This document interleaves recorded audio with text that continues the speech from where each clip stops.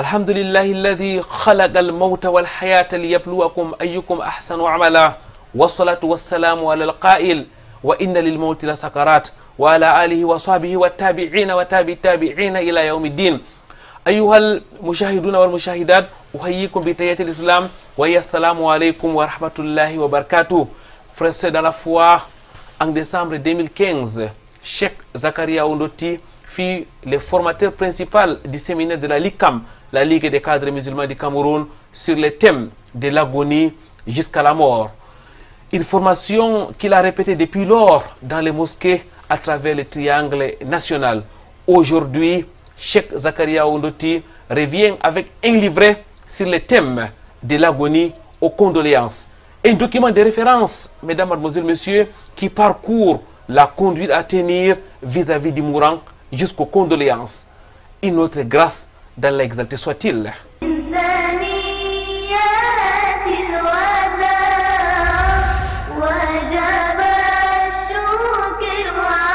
Très chers téléspectateurs, mesdames, mademoiselles, messieurs, bienvenue sur ce plateau de votre émission Vitrine de l'Islam. Édition spéciale aujourd'hui qui sera consacrée, vous l'avez certainement remarqué, au livret écrit par Cheikh Zakaria Ondoti sur le thème de l'agonie aux condoléances. Votre rendez-vous hebdomadaire sur Canal D International, c'est avant tout la psalmodie de Saint Al-Qur'an al-Karim. Écoutons et méditons la parole d'Allah exalté soit-il.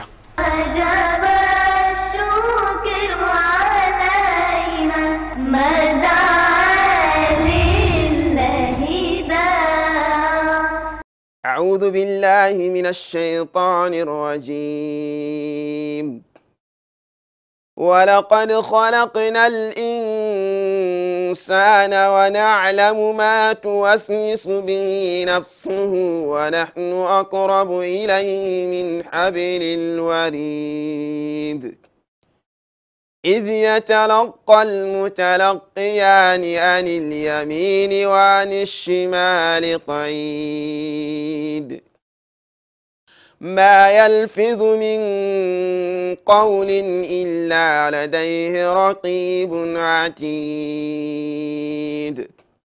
وجاءت سكرة الموت بالحق ذلك ما كنت منه تحيد ونفخ في الصور ذلك يوم الوعيد وجاءت كل نفس معها سائق وشهيد لقد كنت في غفلة من هذا فكشفنا عنك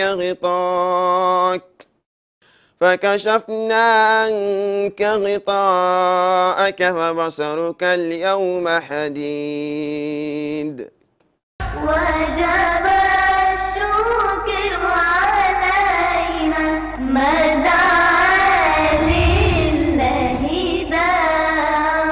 رب اشرح لي صدري ويسر لي امري واحلل عقدة من لساني يفقهوا قولي. Frères dans la foi, mesdames, mademoiselles, messieurs, une fois de plus, ahlan wa sahlan wa marhaban bikoum.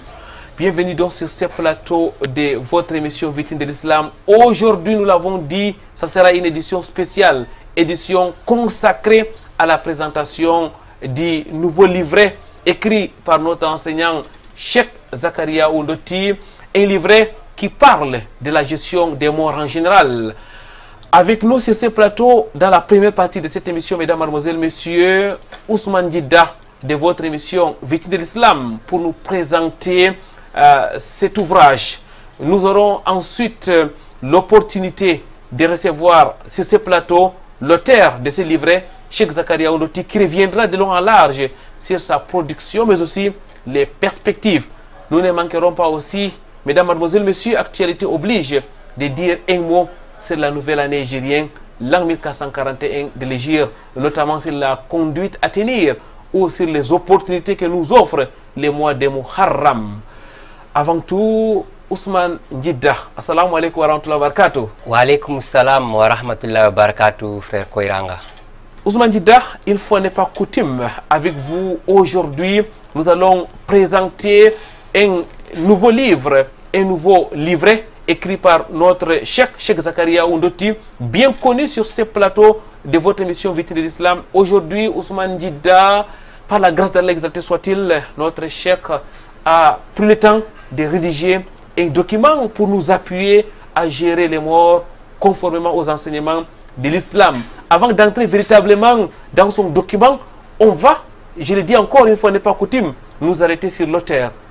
Ousmane Djida, qui est Cheikh Zakaria Ndoti? Cheikh Zakaria Ndoti est un imam, enseignant et prédicateur.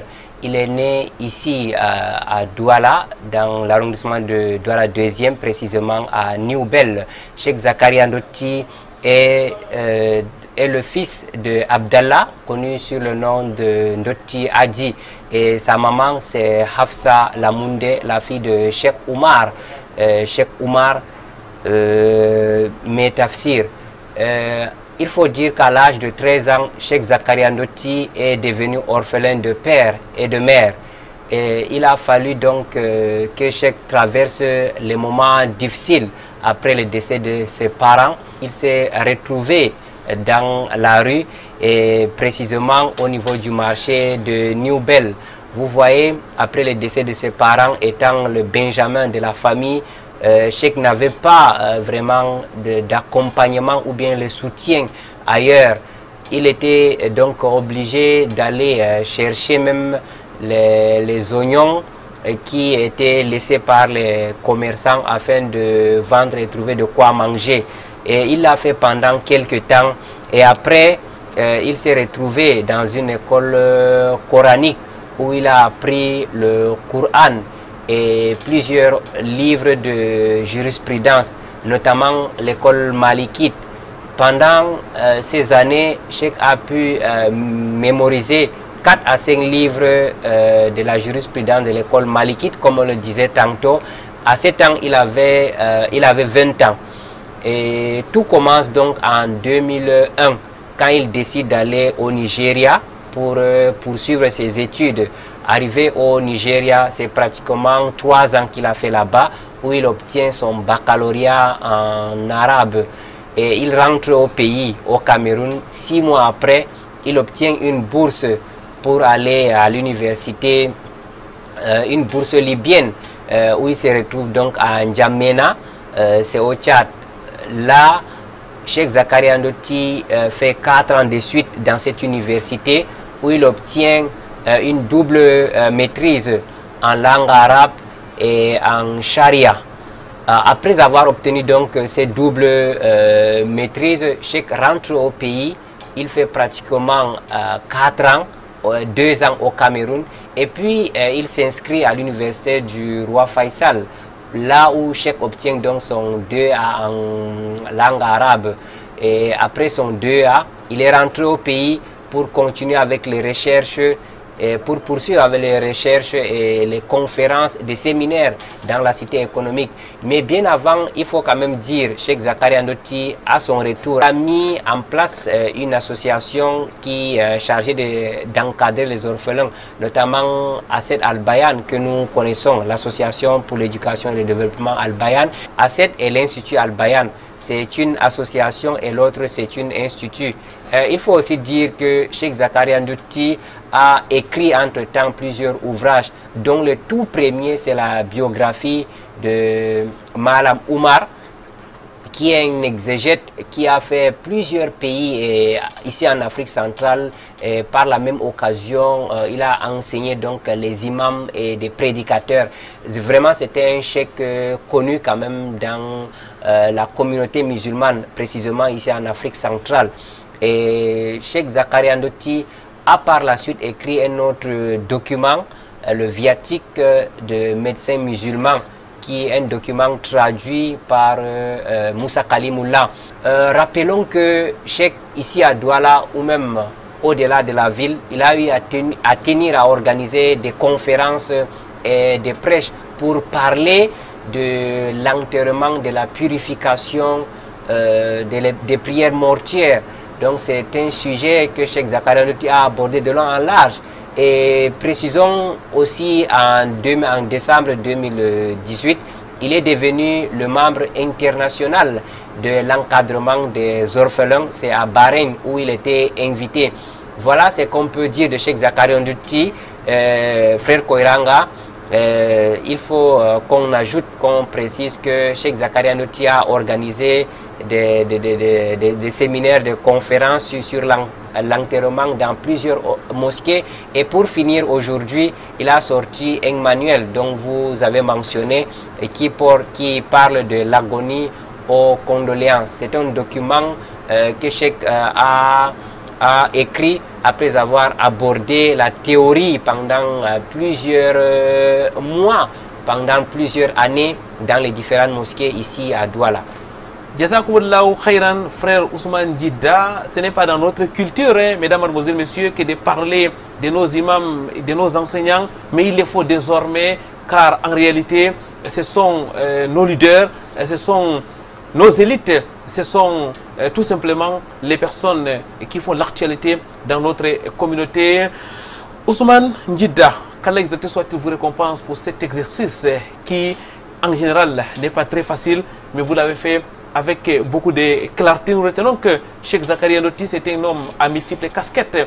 Il est dans le domaine social, notamment dans l'encadrement des orphelins, mais aussi des veuves et des prisonniers. Cheikh Zakaria Ndouti est dans l'enseignement tout court, parce qu'il est le directeur de l'Institut Al-Bayan qu'il a fondé. Il enseigne dans plusieurs mosquées dans la ville de Douala, mais il est aussi celui-là qui a pris en charge la formation ici à Douala et même sur le triangle national dans la gestion des cadavres. C'est dans cette perspective qu'il a organisé plusieurs conférences, plusieurs séminaires, vous l'avez rappelé, Ousmane Djida. Et aujourd'hui, c'est un livret qu'il a mis à la disposition de la communauté musulmane, livret qui s'intitule « De l'agonie aux condoléances ». Frère Ousmane Djida, est-ce qu'on peut avoir une présentation brève de ce nouveau document? Oui, le document que voici de l'agonie aux condoléances, c'est un document de 27 pages qui est subdivisé en 3 grands chapitres, notamment le premier chapitre qui parle de la maladie conduisant à la mort. Vous savez mieux que moi, dans cette partie, islamiquement, quand on est malade, il y a des attitudes à observer.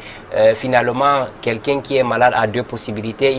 Il peut mourir, tout comme il peut retrouver sa santé. Donc, Cheikh Zakaria Ndouti a tenu donc à expliquer dans la première partie les attitudes du malade et ce que doivent dire également les proches de ce malade, et ainsi que les paroles qu'il faut même dire aux malades. Et pour sortir dans ce grand chapitre qui est le chapitre numéro 1, ce que l'on doit dire ou ce que l'on doit faire à l'approche ou à la confirmation même du décès. Voilà, c'est toute une partie qui, en tenant compte de notre contexte, que Cheikh Zakaria Ndouti a pu évoquer dans cet important chapitre qui est de la maladie conduisant à la mort. Et le second chapitre qui parle des dispositions à prendre. Et c'est là alors le plus important. Ce n'est pas une façon de dire que le premier n'est pas du moindre, parce que nous avons constaté tout au long des mois derniers, Cheikh Zakaria Ndouti a organisé des séminaires sur le lavage mortuaire, l'ensevelissement, les prières mortuaires. Et c'est ce qui se trouve d'ailleurs dans ce chapitre-là. En 4e partie, en grand 4, il a évoqué l'enterrement, comment est-ce qu'il faut enterrer, et même les souhaits de condoléances. Vous savez que tout ne s'arrête pas avec l'enterrement. Une fois qu'on a enterré, la famille du défunt a droit aux salutations. Et du moment où c'est prescrit par l'islam, Cheikh Zakaria Ndouti a donc tenu à le préciser. Au-delà de ça, de ce que nous avons évoqué, frère Koiranga, rappelons que Cheikh avait mis à la disposition de la communauté nationale et internationale un kit sur le linceul islamique, donc le kit complet sur l'ensevelissement, la prière, le lavage mortuaire. Et pour finir, dans la 3e ou bien la 3e partie, pour ne pas dire le 3e chapitre de ce document, Cheikh a évoqué les règles islamiques du cimetière. on ne s'arrête pas après l'enterrement, notamment les fidèles se rendent parfois pour enterrer le mort. Et du coup, il y a des comportements que l'islam enseigne. Et voilà, parlant de ces critères-là, Cheikh a tenu à expliquer point par point ce qu'il faut faire dans les cimetières. Après même l'enterrement, certains fidèles partent au cimetière pour aller visiter les morts, raison pour laquelle il a tenu à expliquer, tout en commençant avec une introduction et une conclusion. Un document de 27 pages, je le disais tantôt, qui est traduit donc en français, en langue française par Souleymane Abba. Donc, document très important à lire, que nous conseillons d'ailleurs à tous les téléspectateurs. Un document, mesdames, mademoiselles, messieurs, à voir à tout prix, à lire, Inch'Allah, pour mieux maîtriser les enseignements de l'islam, la sunna du prophète Mohammed sallallahu alayhi wa sallam par rapport à la gestion des morts. Ousmane Djidda, c'est un document particulier. Sa singularité, c'est qu'il tient compte quand même de notre contexte des innovations qui sont observées dans la gestion des morts et même lors de l'enterrement.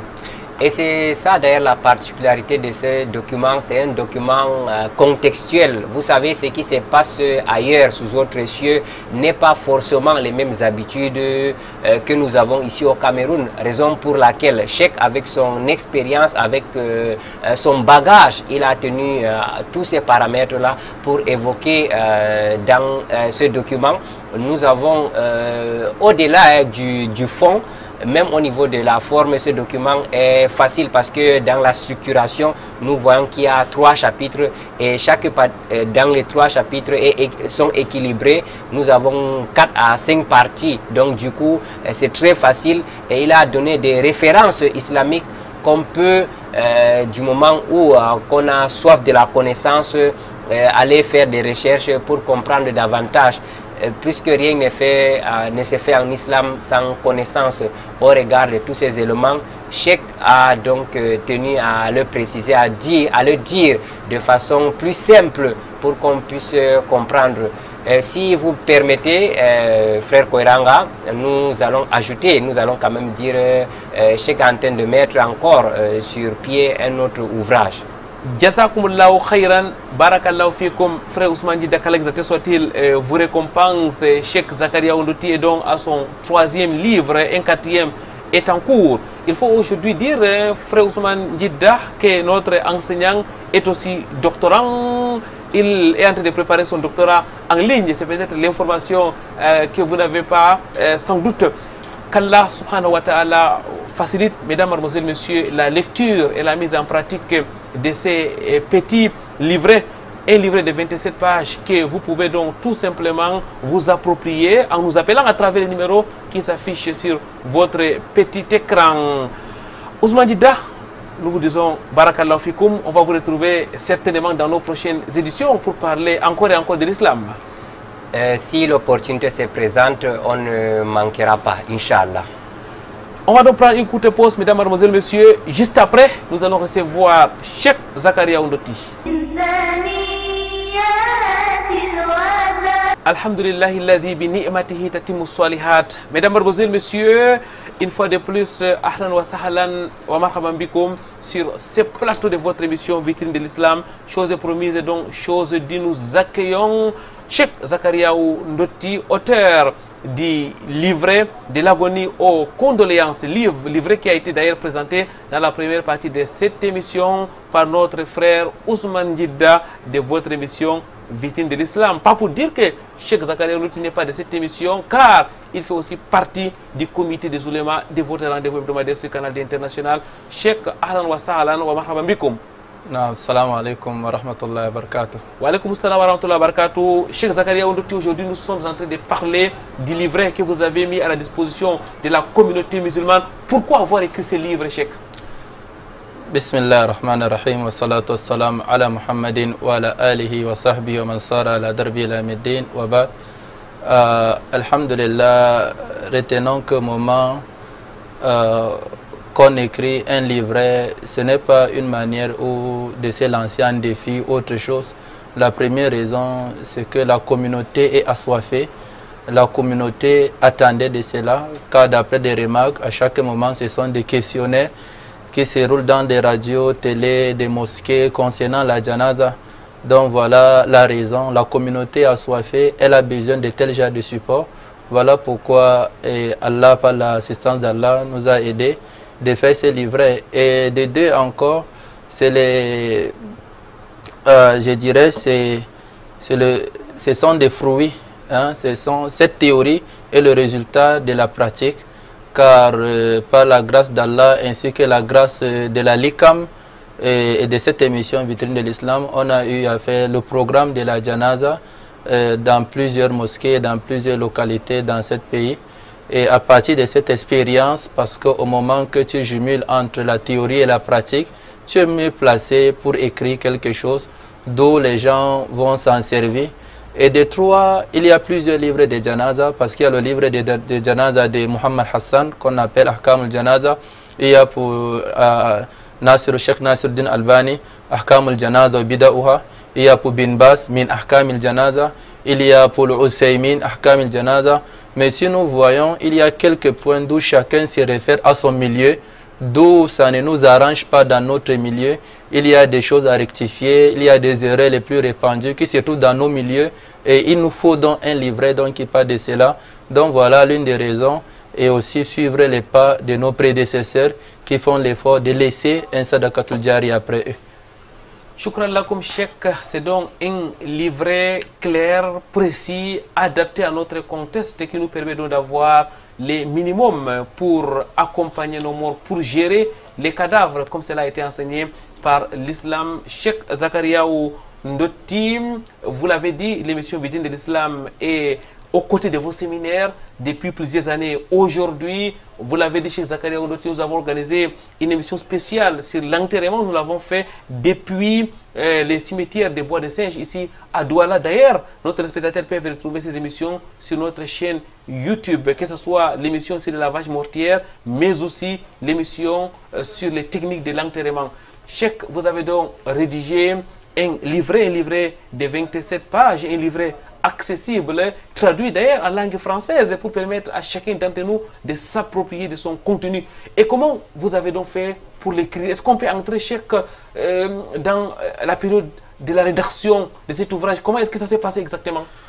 Oui, alhamdulillah, après mes premiers contacts avec l'association LICAM, c'était en 2015, donc pour le séminaire qui était titré « De l'agonie à la tombe ». Ainsi que l'émission Vitrine de l'Islam, je crois bien en 2017, qui était au cimetière. Donc, à chaque séminaire, on prépare des supports afin d'édifier la Oumma. Et tous ces supports ont été écrits en arabe, car je suis arabophone. Voilà, ça a été écrit en arabe. Et après un bout de temps, j'ai vu qu'il faut vraiment, pourquoi pas rassembler tous ces données, parce que ça peut juste s'éparpiller. Et moi-même, je peux revenir sur ces supports, avoir besoin de ces supports ou ce livret pour en utiliser. Donc voilà pourquoi je me suis lancé sur cette recherche dans le même volet en arabe, en utilisant les sources de nos premiers ulamas et les ulamas aussi contemporains que nous vivons ensemble. Donc j'ai essayé de jumeler entre les anciennes références et les nouveaux références et de voir aussi un cas pratique donc en arabe, dont je l'ai rédigé pendant 7 à 8 mois, ou je dirais à moins d'un an. Et lorsque je l'ai rédigé, j'ai remis à un collègue, un frère au nom de Suleiman Abba, qui est l'inspecteur de la langue arabe, l'inspecteur national de la langue arabe, il a eu à traduire ce livret, et alhamdulillah. Et nous disons comme ça un salam particulier à l'inspecteur national pédagogique de langue arabe, le frère Suleiman Abba, qui a donc bien voulu traduire ces livrets en langue française. Cheikh Zakariaou Ndoti, certainement vous avez rencontré des difficultés dans la rédaction de cet ouvrage et même dans sa production en général. Oui, alhamdulillah, Allah toujours dit Innama al-usri yusra. Lorsqu'on est engagé, souvent même des difficultés se transforment en facilité. Et au moment qu'on se trouve en même temps que nous allons prêcher, nous allons diriger la prière de vendredi, des différents séminaires, conférences, les enseignements dans les différents instituts, des déplacements, les droits et devoirs familiales et autres. c'est un peu pénible, très difficile de se retrouver encore dans la bibliothèque pour rédiger tel genre de travail. Donc, je dirais, alhamdulillah, Allah a facilité, mais ce n'était pas quand même facile avec tout ce temps d'où à chaque minute, d'où on n'a pas de dimanche, on travaille toute heure, tout moment. Donc, c'est comme ça qu'Allah nous a facilité et aidé à rédiger ces documents. Cheikh Zakaria Ondoti, et vous le faites bien de les mentionner, parce qu'en réalité, on est agréablement surpris de voir que vous avez écrit un document de cette envergure. Tous qui vous connaissent plus dans l'encadrement des orphelins. 24 heures sur 24, vous êtes au chevet de l'association Al-Bayan, qui a donc fait de la gestion de l'encadrement des orphelins son objectif. Cheikh Zakaria Ondoti, vous enseignez dans plusieurs mosquées de la ville de Douala, dans plusieurs instituts. Vous êtes aussi au chevet des prisonniers. Vous enseignez, vous encadrez les pèlerins, vous encadrez les orphelins, mais aussi, Cheikh Zakaria Ondoti, vous faites régulièrement des séminaires sur la gestion des morts. On se demande quand est-ce que vous trouvez du temps pour écrire autant de documents. Alhamdulillah, je disais tout à l'heure, il y a l'assistance d'Allah Tabaraka wa Ta'ala. Lorsqu'Allah décide d'assister son serviteur, il le rend tout difficile et facile et il le fait exploiter du peu du temps. Donc lorsque je me trouve dans la cité de Douala, je me trouve avec mon bureau pour rédiger, pour écrire, que ce soit dans le Cameroun ou hors du Cameroun. Là où je me trouve, donc je suis avec mon bureau, et je travaille, je rédige, je suis avec mon bloc-notes partout là où je me trouve. On essaie d'exploiter car la mort est derrière nous. D'un moment à autre, je ne serai plus là. Peut-être c'est ce travail qui va demeurer si ça a été sincère. Nous implorons qu'Allah l'accepte. Amin Soumamin, et votre humilité vous honore. Cheikh Zakaria Ondoti, le livre est maintenant en numérique. Alors, à quand la production ou l'impression de ce livre, Cheikh? Oui, le livre d'un moment à autre est déjà en production, Inch'Allah. Donc d'un moment, ça serait sur les mains de tous ceux qui auront besoin de ce livre. Et c'est en cours, Inch'Allah, d'un moment à autre, Inch'Allah. Et qui a financé Cheikh? Oui, alhamdulillah, vous connaissez bien notre société. C'est pas facile, donc je me suis en chargé de rédiger et de financer aussi mon document. Qu'Allah exalté soit-il, vous récompense et qui récompense tout ce qui vous accompagne au quotidien. Cheikh Zakaria Ondoti, nous allons à présent parler des perspectives. On connaît qu'il y a quelques mois, vous avez organisé une grande cérémonie de présentation du kit sur le linceul islamique. C'est une nouveauté dans notre communauté. Aujourd'hui, c'est un document après des séminaires qui ont été organisés dans les mosquées. C'est quoi la prochaine étape? Oui, la prochaine étape ou les perspectives, c'est la suite et la continuité des séminaires. Car d'après les remarques, moins de 15% n'ont pas été, moins de 15% ont été juste sensibilisés. Donc voilà pourquoi nous allons continuer d'organiser des différents séminaires dans les différentes localités et villes. Et c'est l'occasion aussi d'ouvrir la porte dans toutes les villes, toutes les localités, au moment qu'ils auront besoin. Donc la porte est ouverte de contacter Vitrine de l'Islam et nous serons là pour organiser. Donc ça, c'est l'une des perspectives qui doivent continuer. Et aussi déjà, ça complète, ça accompagne le kit. Parce qu'au moment que vous avez un kit linceul, et vous avez un livret avec vous, c'est quelque chose qui est presque complet. Vous savez comment vous diriger, comment l'utiliser et comment diriger la janaza. Donc c'est compléter le travail. Et aussi d'où bientôt nous allons mettre un corbillard islamique personnel spécial. Et là aussi c'est pour la récupération des corps abandonnés dans des hôpitaux et dans les prisons ainsi que dans les zones reculées. Donc tout ceci, ce sont des choses qui vont s'entraider. Voilà pourquoi ça va toujours continuer, Inch'Allah. Qu'Allah exalté soit-il facilite la continuation. Il y a déjà dans le kit linceul, mesdames, mademoiselles, messieurs, qui est composé des produits nécessaires pour laver et ensevelir les morts. Vous avez aussi déjà les deux émissions, que ce soit le séminaire organisé par la LICAM qui a été déroulé sous forme d'émission, que ce soit l'émission sur les techniques de l'enterrement. Et aujourd'hui, le livret est là. Vous avez donc en réalité un cocktail qui vous permet en quelque sorte de pouvoir avoir le nécessaire pour mieux gérer nos morts. Parce que demain, ça sera notre femme, ça sera notre parent, ça sera notre enfant qui va donc s'en occuper. C'est donc un devoir pour chacun d'entre nous de maîtriser la science ou l'enseignement du prophète Mohammed sallallahu alayhi wa sallam par rapport à la gestion des morts en général. Retour sur ce plateau de votre émission Victime de l'Islam.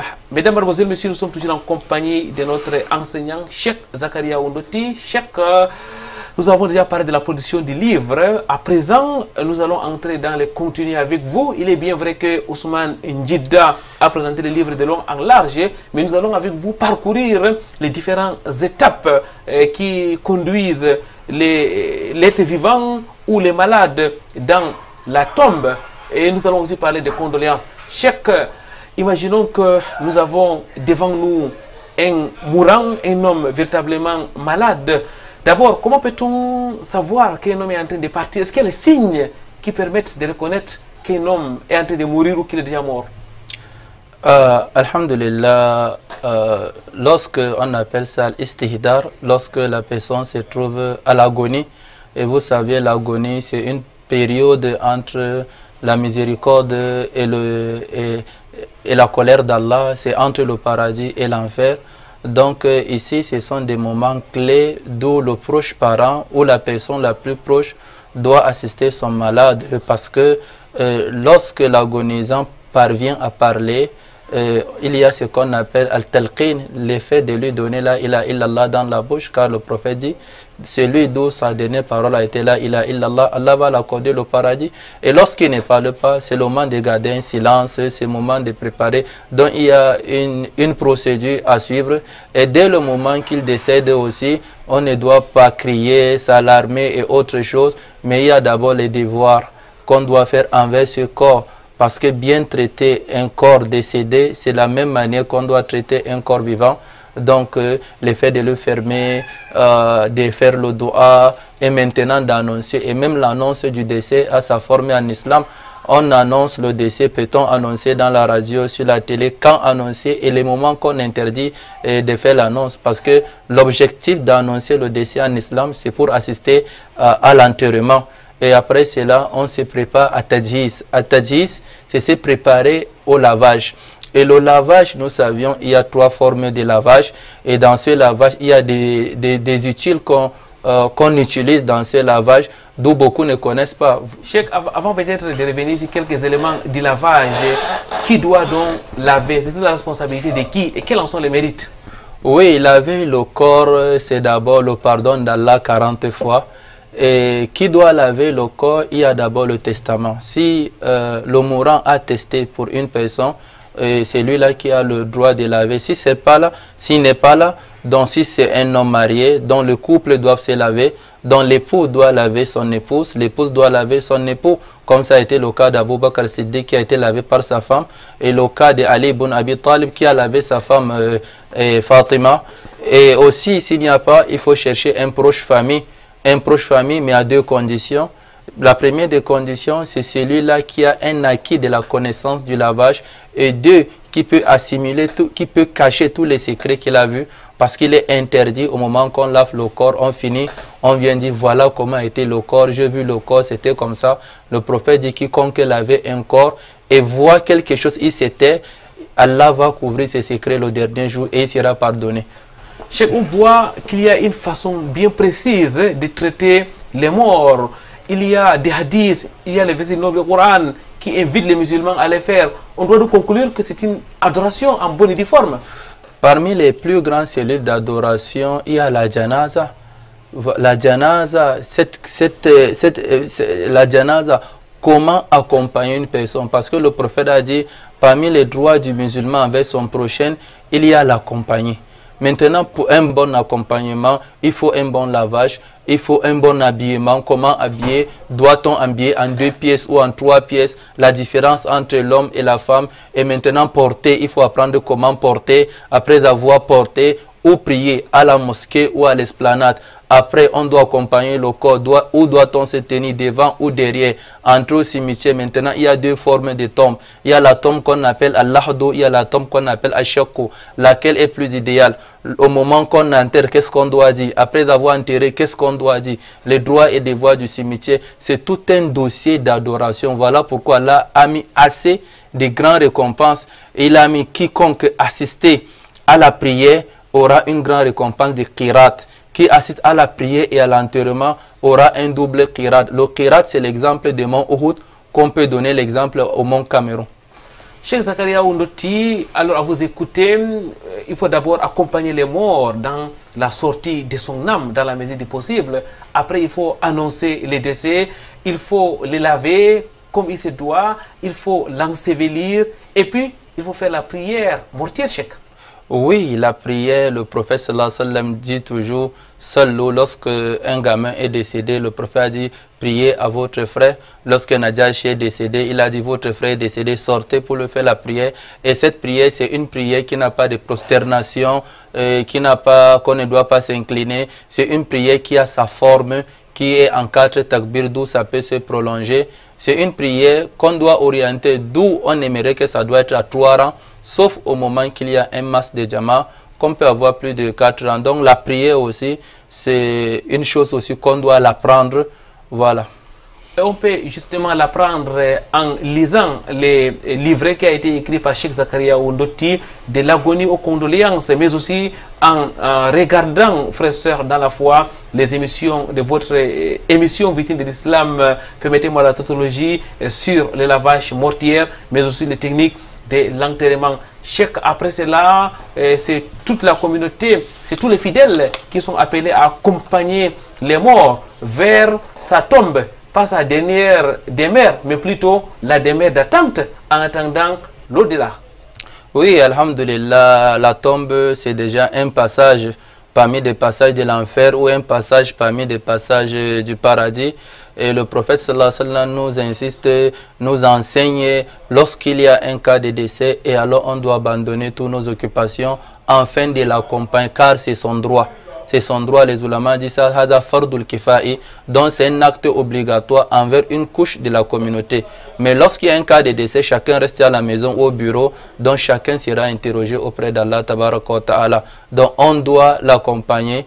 Et ce que tu as fait aux autres, c'est la même chose qu'on doit te faire, Inch'Allah. Barakallahu fikum, Cheikh, jazakumullahu khayran. Cheikh, lorsqu'on lit ces livrets, ces nouveaux livrets, lorsqu'on écoute vos prédications sur la mort, lorsqu'on assiste à vos séminaires, on voit en réalité que Allah, exalté soit-il, et le prophète Muhammad sallallahu alayhi wa sallam incite les fidèles à se rassembler, à faire foule derrière les cadavres pour l'accompagner vers la tombe. Oui, alhamdulillah, l'islam a bien tablé, et jusqu'à d'où un hadith d'où le prophète dit, celui qui a eu dans l'accompagnement ou la prière de plus de 40 croyants, il sera pardonné de ses péchés. Et c'est un bon témoignage aussi ici bas monde.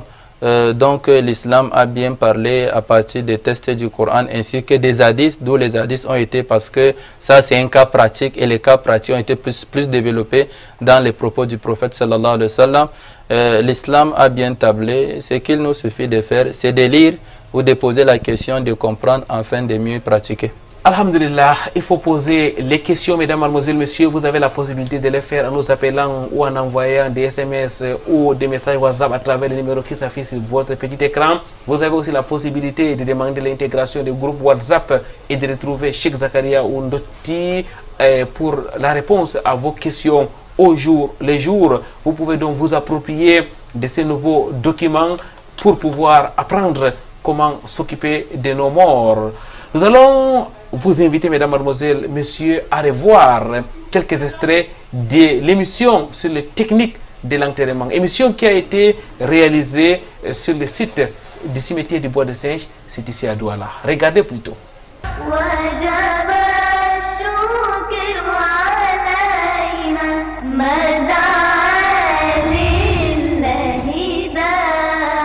Alhamdulillah, nous sommes arrivés à la tombe, et voilà comment on creusait la tombe islamiquement. Et le prophète sallallahu alayhi wa sallam nous a enseigné deux formes de tombes. Il y a la tombe qu'on appelle al-lahadu, il y a la tombe qu'on appelle al-shakku. Ceci est al-shakku.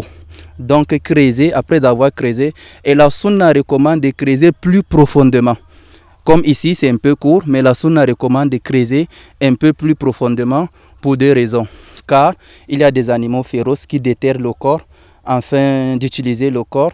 Et il y a aussi le corps pour que ça n'expose pas. Et voilà pourquoi la sunna recommande de creuser profondément. Et al-lahadu, c'est de creuser au bout. Après avoir creusé profondément, de viser le bout et de creuser. Mais là, il faut la terre qui est un peu plus solide, dure. Voilà pourquoi ces formes de tombes se font vers l'extrême nord, le Tchad, le Niger, le Soudan, parce que la terre est solide. Mais ici, vous voyez ici déjà, notre terre n'est pas solide. Voilà pourquoi cette forme est préférée. Malgré que Al-Shakku a été fait au temps du prophète sallallahu alayhi wa sallam, le prophète Abu Bakr, Omar, Ousmane, Ali ont été tous enterrés par la tombe de Al-Lahadu. Donc voilà ce qui est recommandé de la tombe. Et dès qu'on vient pour enterrer, ça dépend. Ou le corps peut être le mâle, qui est un homme, ou ça peut être la femme. Et en ce qui concerne l'homme, qui doit l'enterrer, qui doit le mettre dans la tombe, d'abord, c'est celui qui doit s'en charger de l'enterrer, doit être al-wasiya. Hein, le testament qu'il a eu à laisser, c'est telle personne qui va m'enterrer, et là on applique al-wasiya. Et lorsqu'il n'a pas laissé un testament, c'est ses frères qui vont s'en charger de l'enterrer. Et lorsqu'il n'y a pas ses frères, et alors tout le monde peut s'en charger de l'enterrer. Mais la femme, c'est un cas différent. Celui qui va s'en charger d'enterrer la femme doit être une personne qui doit être dans la famille ou pas, mais une personne qui n'a pas eu à faire le rapport sexuel dans la nuit d'hier. Donc celui qui a fait un rapport sexuel dans la nuit d'hier n'a pas le droit d'enterrer la femme. Car lorsque la fille du prophète sallallahu alayhi wa sallam est décédée, le prophète sallallahu alayhi wa sallam a demandé qui n'a pas eu à faire le rapport hier, tandis que son père était là, qui était le prophète d'Allah, son époux était là, qui était Ousmane bin Affan. Les deux n'ont pas requis la condition. Et puis il y avait Qatada, c'est lui qui a soulevé la main. Moi, je n'ai pas fait le rapport, il y a le prophète d'Allah. Et le prophète a dit, c'est toi qui dois donc enterrer ma fille. Donc vous voyez, la fille, donc on vient pour enterrer la femme ou la fille, surtout la femme, on doit dire qui n'a pas fait le rapport hier. Et c'est lui qui va s'en charger d'enterrer la femme, Inch'Allah. Et ici, nous voyons, lorsqu'on va enterrer le corps, hein, on doit orienter le corps vers l'Al-Qibla, vers la direction de la Kaaba. Lorsqu'on vient à l'enterrement, là voilà le corps, ici c'est la tête, et là ça vient jusqu'aux pieds. Donc le prophète sallallahu alayhi wa sallam a demandé, lorsqu'on doit enterrer, on doit d'abord faire entrer les pieds avant de faire déposer les épaules. Donc on ne doit pas déposer le corps une fois, on doit d'abord faire entrer les pieds et puis faire entrer la tête. Voilà comment le prophète sallallahu alayhi wa sallam a recommandé. Et en enterrant, on ne dit pas la ilaha illallah, ni inna lillahi wa inna ilayhi raji'un. On dit bismillah wa ala sunnati rasulillah. Bismillah wa ala sunnati, au nom d'Allah, à la tradition du prophète. Il y a deux versions. Bismillah wa ala sunnati rasulillah ou Bismillah wa ala millati rasulillah. Au nom d'Allah, à la tradition du prophète sallallahu alayhi wa sallam. Et voilà ce que on doit dire. On ne doit réciter ni Coran, ni autre invocation, sauf Bismillah wa ala sunnati rasulillah. Et dès qu'on prend directement, on va d'abord faire descendre les pieds et on doit lui poser sur son épaule droite. Hein, car c'est la sunna de celui-là qui dort et la sunna de celui qui est mort, car le prophète même en dormant il nous a dit de se coucher à notre côté droit, ainsi que celui qui est mort, c'est la même chose. Ainsi que aussi l'orienter vers l'Al-Qibla, le prophète a dit Qiblatul muslimina ahya'an aw amwata. C'est la direction des croyants, qu'ils soient vivants ou morts. Donc on va l'orienter vers la Qibla.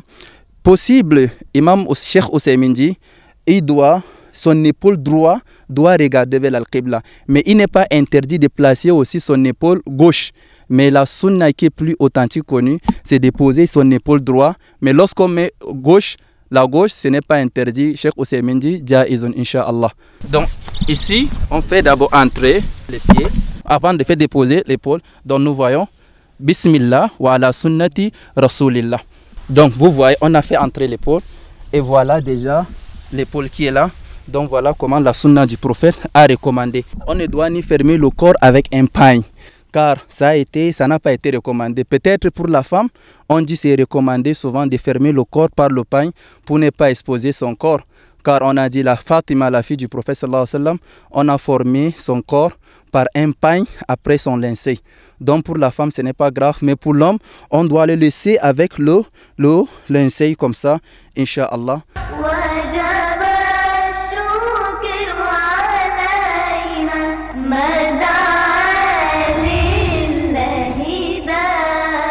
Alhamdulillah, alhamdulillah, qu'Allah exalté soit-il nous accorde une bonne fin. Mesdames, mademoiselles, messieurs, qui nous accorde donc son paradis. Cheikh Zakaria Ondouti, nous allons à présent dépasser ces livrets. Nous allons parler de la nouvelle année, actualité oblige. Nous allons dire un mot sur la période dans laquelle nous nous trouvons aujourd'hui. Nous sommes déjà en l'an 1441 après l'Hégire. Cheikh Zakaria Ondouti, lorsqu'on feuillette les livres de la jurisprudence islamique, lorsqu'on entre dans la sunna, est-ce qu'il y a un comportement spécial qu'on doit adopter pendant la nouvelle année, l'année hégirienne? Alhamdulillah, la sunna ou les hadiths du prophète sallallahu alayhi wa sallam n'ont pas tablé précisément sur le début de l'année. Parce que tout ce qu'on nous recommande au début de l'année, c'est la même chose qu'on demande dans tout temps, sauf les cas particuliers. Mais ce qu'on doit retenir, d'où ce que les savants ont mentionné, c'est l'occasion de remercier Allah Tabaraka wa Ta'ala de ses bienfaits et de sa grâce qui nous a accordé 12 mois afin d'œuvrer beaucoup en islam, de se repentir de nos péchés, d'exploiter beaucoup de choses et de reconduire encore notre bonne foi. Donc ici, à chaque nouvelle année, il faut qu'on essaye de faire un remerciement spécial à Allah, car beaucoup sont décédés et leurs œuvres sont finies. Et nous, nous sommes encore vivants, en bonne santé, on parle, on mange, c'est une manière de remercier Allah. Et après le remerciement d'Allah, la deuxième des choses, c'est une manière de faire un examen de conscience. Parce qu'il faut récapituler vraiment avant de faire ou après avoir fait, qu'est-ce qu'il y a après. Parce que Allah tabaraka wa ta'ala ma yalfidhu min qawlin illa ladayhi raqibun atid. À chaque moment de nos propos, il y a l'ange qui mentionne tous nos propos. Allah dit kiraman katibina ya'lamuna ma taf'alun.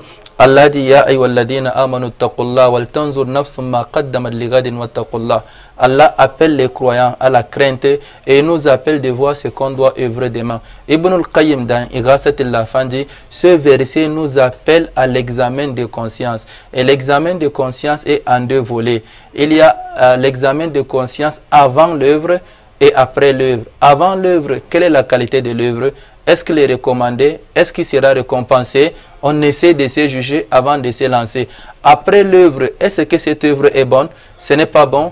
Je dois le continuer. Je ne dois pas le faire. Il faut savoir. Même les choses qui sont permises, il faut qu'on essaie de voir. Si c'est permis, même juste prendre sa télécommande, zapper la télé, il faut savoir pourquoi, comment, quels sont les avantages ici, bas monde, au-delà. Donc c'est une manière, au début d'année, de remercier Allah et de se faire des examens de conscience. C'est donc une occasion idoine d'auto-évaluation, mesdames, mademoiselles, messieurs, une occasion de jeter un regard sur ce qui a été fait pendant l'an 1440 après l'Hégire et de prendre des dispositions pour les perspectives de la nouvelle année, l'année 1441 après l'Hégire. Cheikh Zakaria Ondouti, c'est une année de 12 mois, dont 4 sont sacrés. Qu'est-ce qui fait la particularité des mois sacrés en islam? Allah tabaraka wa ta'ala dit inna iddata shuhuri indallah isna ashara shahran fi kitabillah yawma khalaqa as-samawati wal ardi minha arba'atu hurum.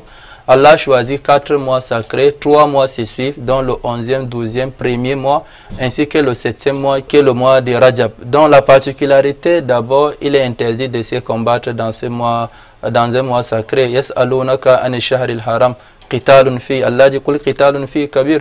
Et tous les bonnes sont bonnes. Donc les bonnes œuvres sont plus aimées, les mauvaises sont plus détestées. Car Allah dit ne vous faites pas des injustices. Donc les péchés sont énormes pendant un mois sacré et les récompenses sont très énormes aussi pendant un mois sacré. Shukran lak Cheikh Barakallahu Fik. Mesdames, Mademoiselles, Messieurs, nous acheminons vers la fin de cette émission. Merci, très chers téléspectateurs, d'avoir été des nôtres. Cheikh Zakaria Ondouti, en quelques secondes, votre dernier mot. Je rappelle que nous avons commenté votre livre, le livre que vous avez écrit sur les thèmes de l'agonie jusqu'aux condoléances.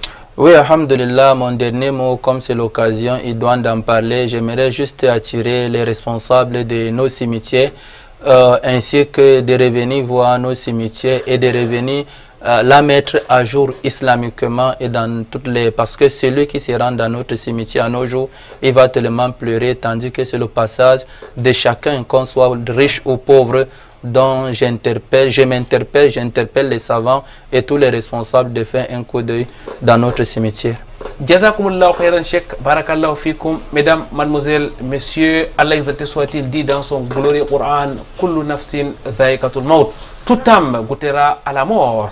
Nous vous laissons donc méditer sur ces versets. Nous vous donnons rendez-vous très prochainement sur Canal D International dans le cadre de votre émission Victime de l'Islam, Inch'Allah. D'ici là, wa'tasimu bihablillahi jami'an wa la tafarraqu. Cramponnez-vous sur le câble d'Allah et ne vous divisez point. Subhanakallahumma wa bihamdik. Nashhadu an la ilaha illa anta nastaghfiruka wa natubu ilaik.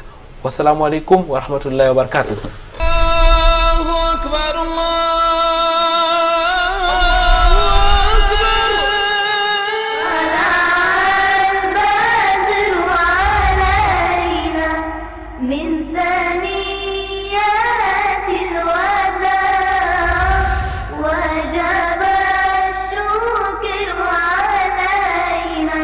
من